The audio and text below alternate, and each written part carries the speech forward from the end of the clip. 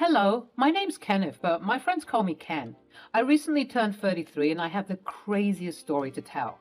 Before the events of today's story took place, I wasn't one to believe in karma. All of those spiritual things didn't really appeal to me, and I just thought that they were placebo effects. But now I've had a change of heart. I'm now a firm believer in what goes around comes around, and it's all due to my evil mother-in-law and her equally evil relatives, except my gorgeous wife, of course, who somehow managed to supersede all of the evil that she was exposed to for all those years that she was living with them. The drama all began when this happened on one sunny Wednesday morning in my home. Babe, please come down here for a second. What is it, honey? I have a favor I need to ask you, and please don't say no.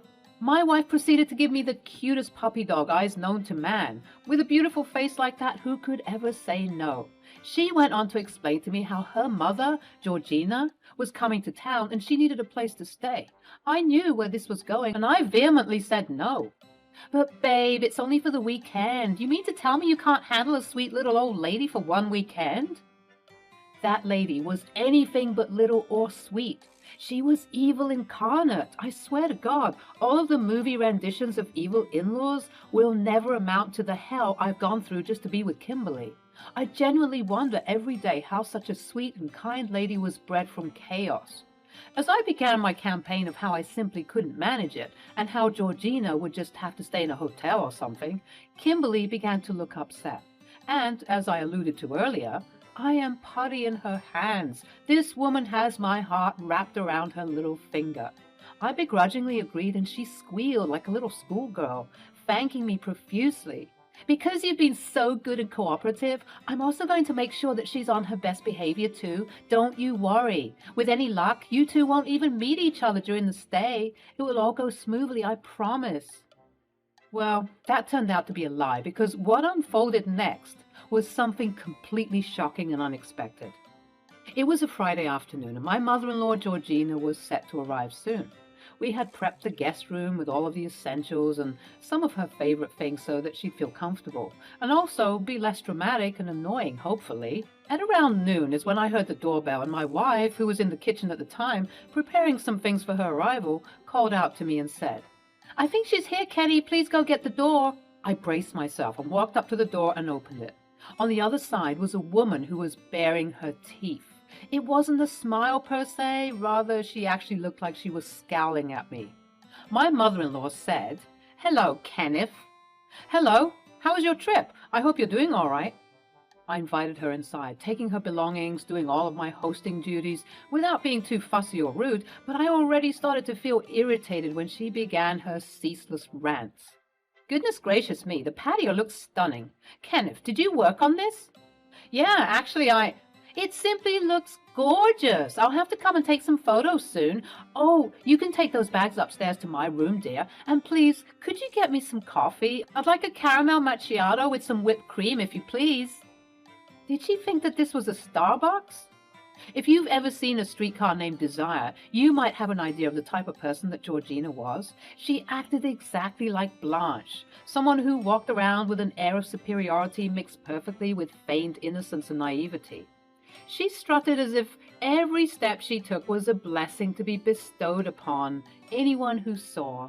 I despised that arrogance, and what made it worse is that she was just rude as well. Just then, Kimberly walked out of the kitchen to greet her mother. "You look stunning." "Oh, stop it, Kimberly." "Do I? You're lying." "Well, I suppose I do look quite well. It's this new diet that I'm on. You should try it. You look like you might need it, sweetheart." But not this weekend. This weekend we can do whatever we want. That's why I ordered my caramel macchiato. Speaking of which, Kenneth, when might I be expecting that? I'm parched. I need something to drink right this instant or else I might faint. See what I'm talking about? We ate some lunch that was beautifully prepared by my loving wife, and right after I had to Google how to make a caramel macchiato. She made it a mission to pick apart every flaw she found with the meal, with a quick and quipped follow-up of how it was fine and that we shouldn't worry too much. But next time we had to be extra careful not to make those silly mistakes, as she puts it, again. She enjoyed patronizing us, and for me personally, I could handle it, but I could tell at times that Kimberly couldn't deal with all of the pontifications. I mean, how could she? That was her mother, and there wasn't a single petty bone in her body. I couldn't say the same for myself, though, as I'm the type of person who gets my revenge when I can help it. Later on in the afternoon, Georgina droned on and on about how she loved the house. Well, she expressed her love for it in her unique way. Of course, my time in Bora Bora was quite marvelous, but I didn't quite much enjoy it as I did when I went to Zanzibar with such beautiful scenery and even lovelier people. My vacation here won't be the same as those stunning places, but it is a vacation nonetheless. I believe that perhaps this simpler vacation might humble me, considering I've been to many lavish places. This will be a nice and slower change of pace, I think. Fellas, I know I'm not the only one when I say that I zoned out of the conversation many, many times. And even when I zoned back in to check if the conversation had gotten even just slightly interesting, it was still going on. Georgina had a knack for extending things far more than they needed to be extended. Nonetheless, we chatted the afternoon away, and by we, I mean mainly Kimberly and Georgina. I was just a piece of decor sitting next to my wife to make sure she was still comfortable, occasionally providing my 2 cents to the conversation to make it look like I was listening. It was around 4 p.m. that same evening when things started to take a left turn. You know, Kimberly, I've been praising your house ever since you got here, and can I just say that it is stunning? Oh, thanks a lot, Mom. We've been putting in the work to improve this place, and Kenny and I spent a lot of time prepping for your arrival, and, you know, it's so good. I simply cannot keep this beauty to myself. What do you mean? Yes, Georgina, what do you mean? Well, you know, on my adventures to Cancun or Fiji or India, just to name a few, I've always brought along some friends or family with me, just because I don't like spending my vacations alone. You know, I'm getting older, and going to these foreign places can be dangerous for me. It's become somewhat of a tradition for me to go with people like Ursula or Justine. Oh, that's a nice tradition. How are they? It's been a while since I last spoke with them. Oh, well, it's funny you ask, because they are on their way here now, so you can ask them yourself. Kimberly almost spits out the coffee that she was sipping on steadily throughout the afternoon. I would have done an Oscar-worthy spit take had I had any liquid in my mouth, because I was guffawed at what she just said. Nonetheless, I maintained my composure and managed to stifle out a, "Kim, kitchen now, please." We went to the kitchen to discuss this ridiculousness. Tell me she's joking. Babe, I don't think she is. But you told me only she was coming. We only prepared for one person. I'm just as blindsided as you are, babe. I swear I didn't know anything until now, just like you. I began pacing up and down the kitchen. Well, what are we going to do?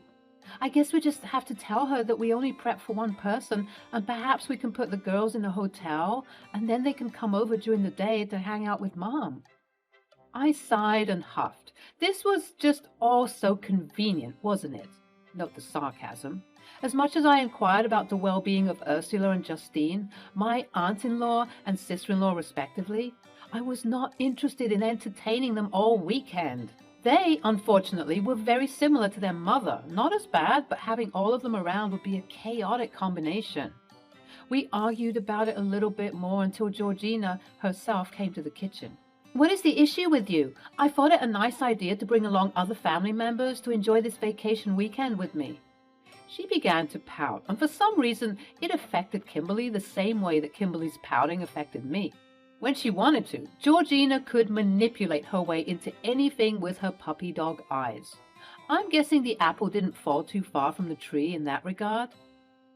Oh no, Mom, please don't be upset. It was a lovely idea, but I'm afraid we just can't handle this sudden change, especially on such short notice. Kenny and I were discussing putting up Aunt Ursula and Justine in a hotel nearby, and then they can come over during the day. And Jolene? Sorry? I said, and Jolene? Jolene is also coming along with them. Oh, so an additional 3 people are coming, meaning you want 4 extra people to be in this house? I'm so sorry, Georgina, but that won't fly. Oh, Kenny, darling, don't be such a stick in the mud. Jolene simply has to come. She hasn't been part of the tradition and she's been wanting to join in. And she is your younger sister-in-law after all. We have to accommodate her. And honestly, you're not even considered our real family, so it makes sense for you to leave and for the rest of the girls to come over and stay. It's just for a couple of days after all. Mom, how can you say that? Kenny is our real family. Is he, though? You're putting him above your actual sisters? That's not what I'm saying, and that isn't the main issue that we had, Mom. We were concerned about space. We don't think there'll be enough room to house everybody. I'm glad you brought that up because I have come up with a very helpful solution that will please everybody. Okay, let's hear it. Okay, so I was thinking that perhaps Ursula and I could share the bed in the guest room, considering how large it is, and then Jolene could sleep in Kimberly's bed. There was a pause. I was very lost. I glanced over to my wife, and she too shared the same confused expression. I finally asked, "So you want 3 people to sleep in one bed?" I know the bed is big, but that is such an uncomfortable and inappropriate thing to suggest, don't you think? Yeah, Mom, we aren't kids anymore. It won't be appropriate to share a bed with my husband and my sister in the same space. Aha! I knew you'd say that, which is why I think it's best if Kenneth doesn't stay here during this time.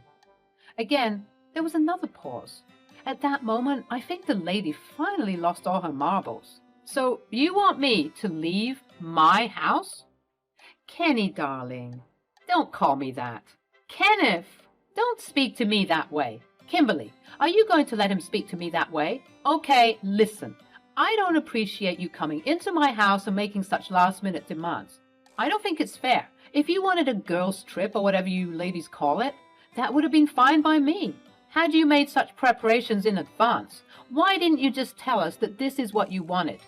And why would you say I'm not your real family? That's such a rude thing to say. I didn't think you'd be so upset and fussy about it now. Honestly, you're acting quite childish in all of this. Don't you agree, Kim? I don't even know what to say. Mom, I don't think it's fair. Oh, you younger generation are being so sensitive. Honestly, I didn't do this on purpose. It must have just slipped my mind. I'm sure you understand. I didn't understand, but I looked over at my wife and she looked at me with pleading eyes. I buckled and sighed out of frustration and said, Georgina, I really would have appreciated some better communication. As I mentioned earlier, I really wouldn't have minded leaving you ladies to your own devices all weekend. I too would have gone on a boys' trip or worked at the orphanage or something like that. But springing this up on people isn't appropriate. We are adults. As much as you view us as your children, we have invited you into our home and you need to respect that. All while I was remaining calm and politely informing her of her blunder, she was scoffing, walking around, and even laughing at times as if to avoid the embarrassment of being confronted by her sister-in-law. Nevertheless, I continued. You want to have a girls' trip and have all the girls here for the weekend? Fine. Do you want me out of the house? That's fine too, but I'll come back after this weekend. And with that, I kissed my wife on the cheek and proceeded to go to our room. All the while, Kimberly was trying to talk some sense into her mother and letting her know that this was not okay and that she seriously upset me. But similar to how she was interacting with me, Georgina would just laugh it off and act as if I was being a big baby. I packed some clothes in a big duffel bag and said my adieus. I then booked a hotel room online and proceeded to make my way there, not before visiting the orphanage where I would regularly volunteer, as was mentioned previously. The orphanage is called Open Arms, and I love working there. As much as I love it, I know it is not for the faint of heart, as dealing with unruly and disobedient toddlers, children, and teenagers is very much a hassle. All while I was playing and helping out the children that evening, I was wondering what exactly I was going to do to exact my revenge. Don't get me wrong, I'm not evil, or at least I don't think I am, but I do enjoy teaching people a lesson. I guess that's what makes me great for the job. I have built a good rapport with the children, exacting both loving and warm energy mixed with discipline so that they don't take advantage of me. And as such, the kids and I get along just fine. So much so to the point that some of them could see right through my frustration and even asked, Ken, is everything okay? Yeah, everything's fine. Sorry, kiddo. I just recently got into an argument with my mother-in-law. I explained the situation to him in layman's terms. I mean, he was a kid after all, but even though he's a child, he seemed to understand well, and not only that, sympathize with my situation. With all due respect, Ken, your mother-in-law is crazy. Trust me, I know, Mav. You gotta get back at her somehow. Just to teach her a lesson, right? But how? We pondered for some time, and honestly, I came up with nothing. But what Maverick said next changed everything. We could help. What are you talking about? We could help. If you take a handful of us kids and bring us to your house, we could ruin her weekend. I thought about it, and then I thought about it some more, and I swear Maverick, just as his name suggests, was an evil genius. It made perfect sense. The kids would have a weekend getaway that was very much needed, and I could get back at my mother-in-law for disrespecting my space and my time. We made the necessary plans like two evil geniuses working on a plan for world domination, and we waited until the next day to exact the revenge. The next day was a Saturday, and it went as follows. Kimberly approached the door as she heard the doorbell go off, and she was greeted with a lovely surprise. "Why, hello, Kimberly." "Kenny! Oh, Maverick! Hello, how are you?" At that point, she realized that there were about 4 other children that came along, and she aptly looked confused. "What's going on, babe?" "Oh, nothing. I just thought that I'd bring the kids along to partake in the very lovely vacation that Georgina was conducting." I walked into the room bringing all 5 kids with me, all with ages ranging from 6 to 10. These kids were considered the unruliest of the bunch, but they were also loving when they wanted to be. It's just when they felt disrespected that they would go crazy, and I promised them all an ice cream treat if they promised to be as chaotic as they possibly could be. "Hello, Kenneth. How are you? Oh, who are these beautiful children?" "Good morning, Georgina. I hope you're all well. I see the rest of the gang managed to make it." "Hey, Kenneth. How are you?" "I'm well, thank you." "Who are these children?" "Oh, these children. These are some of the kids from the orphanage." "Yes, dear, we can see that. But why are they here?" "Good question. Maverick, would you like to answer that?" "Oh, well, Ken just told us all about the lovely vacation you were having in his home. And you see, we haven't ever been on a vacation, so he invited us over to join in the festivities." The in-laws, who were all communing in the living area, sipping on mimosas and eating croissants, all gasped in unison and shared looks of horror on their faces. At that moment, some of the kids began to grab at what was on the table. Some got fistfuls of bacon, others got pancakes, and others took very big lugs of orange juice. The looks of horror grew in intensity, and at that moment, Georgina stood up and whisked me away from the inbounding commotion that was about to ensue. "What is the meaning of this?" "Just as Maverick said. I wanted the kids to have a little vacation of their own. I'm sure you wouldn't mind." "How can you bring all these kids into the house? This is just too much, and someone named Maverick is bound to cause problems. This was meant to be a relaxing weekend for me and the girls. You know this." "Oh, well, I'm sure you wouldn't mind. It's only for a couple of days after all." "Okay, listen here, buddy. I know you're upset. No, you listen here, Georgina. I've had it with you acting all high and mighty and acting as if you own the place. If you want to stay here for a vacation, that's fine. But the kids are staying too. They deserve to enjoy just as much as you do. So hopefully next time you want to cause problems for other people and be an inconvenience to others, you'll remember that it's not so nice when it's done to you." And with that, I didn't give her another opportunity to speak. I just walked back into the living room to see the chaos ensue. "Little girl, don't you dare play with that. That is an expensive designer bag. Don't you dare. I swear to God, you little gremlins are causing so much havoc." "Is this what the vacations are normally like? Because if so, I don't want it anymore." The ladies were being harassed by the unruly children who were causing chaos. And you might be wondering about how Kimberly was feeling.